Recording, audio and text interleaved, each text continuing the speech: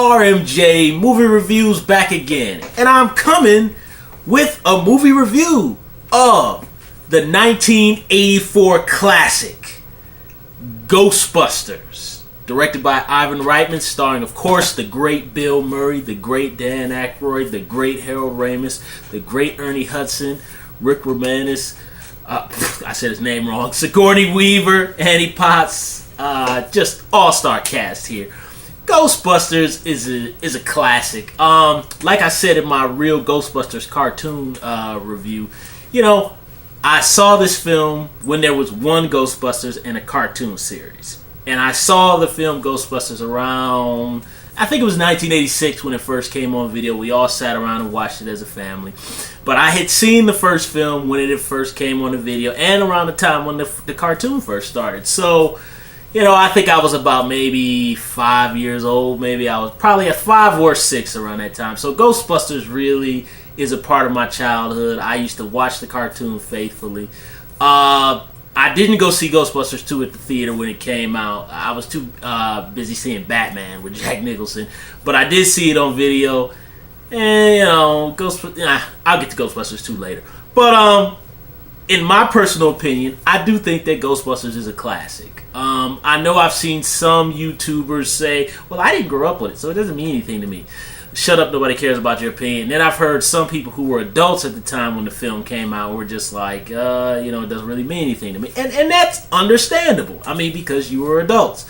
Unless you were like a big fan of Bill Murray and all those guys from Second City, I really, I don't know if the film would mean anything to you. But for those of us who saw it like I did when it first came on video and was introduced to the cartoon around the time in the 80s as it was coming out, as the Ghostbusters cartoon and coloring books and high-C juice boxes and all that stuff from that time was coming out, then it definitely is a part of your childhood and it means something to you. And upon rewatching the film again, the first film, it's a good film. I do believe it's a good film. What makes it a good film and what makes it a classic in my opinion? Well, number one, all these guys were coming off of Second City in Chicago and Saturday Night Live. Brilliant comedians. I mean, I would have just think how live it would have been if you would even threw John Candy and John Belushi if he wouldn't have passed on into the mix. I mean, it would have been crazy. But, first of all, you start with their chemistry. And what I really love about watching this first film now is that this is really kind of like a buddy movie. You know what I mean? With the three of the Second City guys. It's a buddy movie. Their chemistry. How well defined their characters are. You know what I mean? How Bill Murray is this kind of con artist, smarmy, kind of a womanizer type of guy. But he's not really a bad dude. He's just kind of a little bit of a dick, but not in a bad way. He's kind of just like he likes to do little things on people, as indicated by the scene where he's a doctor at this university, and they're paying the students to come in. So of course he's administering electric shocks to see if they can get the object right on the back of these cars. The cute blonde is getting all of them wrong, and the dude is actually getting them right, but he's lying, and he's telling her she's getting them right because he wants to get on with her, and he's shocking the other guy anyway. Hilarious scene. There's like so many scenes, and what I love, I can't even think of. There's so many good scenes in this film. I'm not gonna be able to name all of them because there's too many of them. But I love the comedic Bill Murray with that naughty sense of humor, Dan Akyrod with that very enthusiastic, like childlike, I want to get this, I'm fascinated by this, and Egon with the whole, like, he was really, really weird in this one, but he still kind of had that comedic edge. And then you throw Ernie Hudson in, who's just like, hey, I'm just a brother just trying to get my check and get my job. Or get a new job or whatever. And he's just kind of thrown into the mix and he rolls with it. And they all were perfect compliments to one another. Then you throw in Sigourney Weaver, who's actually acting. She's giving a performance as Dana, who's just the victim of this paranormal activity. Rick Moranis, who lives up the hall, he's just a goofy nerd guy who likes or gets locked out of his apartment all the time.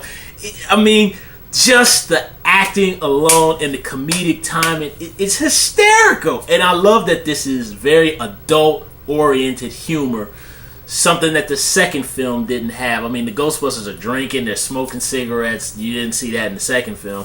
But I just love that this is a very adult comedy movie. This is not a children's film. The second film is. But this is not a children's film. It was morphed into kind of a children type of thing because of the cartoon. But make no mistake about it, this is an adult comedy. This is PG because it was 1984, but really this is a very hard PG-13, I'd say. Definitely by today's standard. Well, okay, take that back. Maybe it wouldn't be a hard PG-13, but it'd definitely be a mature audience PG-13 by today's standards. The second film, I think, was PG, if I remember right. But just their chemistry together, the comedic timing of like everyday comedy with the stuff with the shock treatment, and Bill Murray kind of... That's the other thing I like. I like how you mix the everyday adult humor and then you mix the supernatural humor. And it's all going on at once in scene simultaneously. Like, you've got the scene where Bill Murray wants to go back to Sigourney Weaver's apartment, right? He wants to go back to the apartment to hit on her. He could care less about whether there's a ghost in there or not. So he's kind of investigating, but he's kind of just checking out the apartment. He's like, "You here by yourself?" And she's like, "Yes." He's like, "Good." I'm like, this dude is crazy, man. And I just love it. I am madly in love with you. And she's just like, "Get out of here." I mean, he's crazy, man. And then, oh, man. And then you mix in that you've got the really good special effects. And I will defend the special effects there. Of course, the terror dogs look a little bit kind of goofy when they're like running across the street and all. And then, of course, when you see close-ups of the terror dog, I mean, obviously it's a giant stationary puppet that like actually doesn't move. It just kind of moves its head and just kind of sits there like that. Whatever, it's cool. But I really do love kind of particularly the way Slimer looks. The ending with Gozer and the lighting and the bright lights and the glow, and of course the Stay Puft Marshmallow Man. Even so much to when they shoot him and you see his facial expression change like he's in pain while they're shooting him. This movie is it's just the balance of fun adult buddy comedy with the Saturday Night Live guys and special effects summer movie. It's so evenly plotted. It's a good balance between the two. There isn't too much of the other. It is balanced just right, and that's what makes it the classic. It makes it a classic that you got Bill Murray, who's hot in this movie. I mean, Bill Murray is firing all cylinders. Dan Aykroyd is. Harold Ramis is. Every actor in this picture. William Atherton, who's the bad guy from Die Hard, is the bad guy here too. What is the magic word, Mr. Venkman? Can I please see the storage facility, Dr. Venkman? Shut it off! Good. And of course, one of my other favorite scenes, I love the scene where they try to capture the ghost in the library at the beginning before they become the Ghostbusters. And he goes, "Get her!" And then it goes, "Rah!" And they just jet out the library. Oh, funny scene. There's so many good one-liners. There's tons and tons of them, man. And they're coming from everywhere. Of course, one of the classic ones is where they're talking to the mayor, and they goes, 40 years of darkness, the dead rising from the grave, dogs and cats living together, mass hysteria. Classic stuff, I have seen shit that'll make you turn white. And it's true, this man has no dick. I mean, you can't beat that stuff. And I'm telling you. See, people want to knock on this stuff now, but we're still talking about those one-liners now. That's what makes a classic. A classic is what makes you still talk about it 30 years after the movie was released. That's what makes it a classic. This ain't no movie like, if you look at Friday the 13th from 1980, that's a bad movie. But a lot of us grew up with it, so it has a special place even though we know it's bad, right?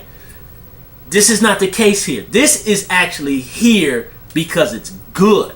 That's why they rebooted it with this new thing. So people who say Ghostbusters ain't all that, it ain't a classic, you're just being negative. It is, and that's why it's still here. Because it's a brilliant special effects comedy movie. And that's because of the chemistry between Bill Murray, Dan Aykroyd, Harold Ramis, the directing of Ivan Reitman, the great acting from Ernie Hudson, Sigourney Weaver, and even from Rick Moranis, who's, you know, kind of a comedian, improv type of actor. But he puts in some of that kind of, a little tiny bit of his acting, like he did later on in Parenthood and in Little Shop of Horrors. Good little bit of acting there. And then you just have actors like William Atherton and the guy who plays the mayor. Fantastic balance here. And then you got the light show with the special effects. You got the cool blues music to give it a little bit of life. And that's the other thing too, is Ghostbusters is fun. Like, you want to roll with these dudes. Like, when you meet Peter Venkman, you're like, this is a cool cat, man. I would hang out with this. You probably hang out with probably all of them, probably except for Egon. You know, but Egon would still be like that odd friend who you're like, he's a sweet guy. He's just odd. You know, but that's the thing. When you hear the little blues music kicking and the Ecto one, you want to roll with these dudes. You know what I mean? And that's the thing. A lot of these movies are missing that kind of personality. And even just the score. It kind of has that kind of fun, kind of you want to roll with them type of thing. And then when the danger kicks in with the ghost, the threat is real. Dun, dun. I love the scene at the end where they finally meet Gozer, who looks like kind of a pale version of Grace Jones with the flat top haircut. And then she kind of just stoops down and the music goes dun, dun. Just it when the scares kick in, the scares are real. And I tell you, when I saw Ghostbusters when I was a kid, I wasn't like terrified of it, but I will say Sigourney Weaver going, "There is no Dana, only Zool," scared me. The arms coming out the chair, which seeing behind the scenes pictures of how they shot that is highly hilarious, to see these big fat dudes off camera going like this, like, lean back Sigourney, like that. It's hysterical. But that scared me. And I still remember a childhood friend of mine, a girl named Lacey. I never forget when the movie opened and they do the push in on that lion statue and the music goes dun dun dun. I never forget, she was scared and ran out of the room, and that's before the ghosts even show up. You know, so there is a little bit of a tiny terror factor for the kids, but that's what I love. I love the fact that you know, that the threat is played seriously. I can't say the same thing about the second picture, but I'll get onto that later when I review the second movie. But this is great. Ghostbusters from 1984, solid 10 out of 10. Solid 10 out of 10. It has rewatchability, and that's why we're still talking about it now, and that's why they got a reboot now.